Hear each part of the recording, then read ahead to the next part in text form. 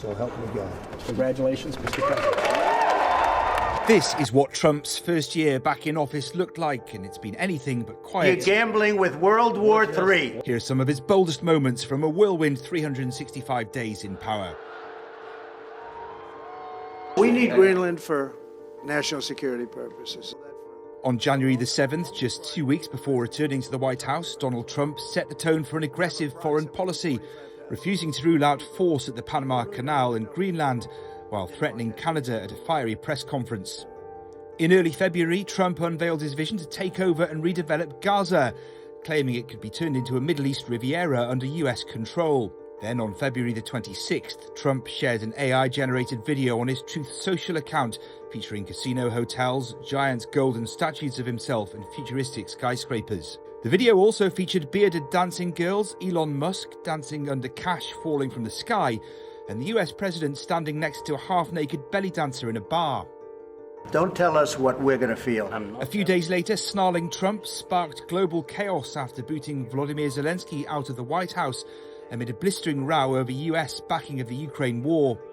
The raging US president gave the hero leader a humiliating Oval Office dressing down and told him to come back when he wanted peace. In a confrontation played out in front of the world's media, Trump accused Zelensky of being insufficiently grateful for US support. You don't have the cards right now. With us, you start having I'm not cards. playing cards. Right now, you don't. You're playing cards. Mr. President. You're playing cards. Serious. You're gambling with the lives of war. millions of people. You're gambling with World War III. In other words, they charge us, we charge them less. So how can anybody be upset? They will be, because we never charged anybody anything. But now we're going to charge. This is the sensational moment many will remember from Trump's return. On April the 2nd, Trump stood in the Rose Garden beside a giant chart unleashing Liberation Day tariffs on all nations. On June the 5th, the world watched a sensational feud explode after Elon Musk made explosive claims about Jeffrey Epstein and publicly called for Donald Trump to be impeached. The pair had been close allies since Musk backed Trump in the 2024 election and were rarely seen apart after Trump's November victory. The split began when Musk stepped away from his government role. Trump gave him a warm Oval Office send-off, an appearance overshadowed by Musk's unexplained black eye. On August the 8th, the Trump administration doubled the reward for information leading to the arrest of Venezuelan President Nicolas Maduro to $50 million, accusing him of drug trafficking as part of a broader crackdown on cartels. Later in the month, Trump and Vladimir Putin's photo call descended into chaos, forcing the Russian tyrant to shout over journalists.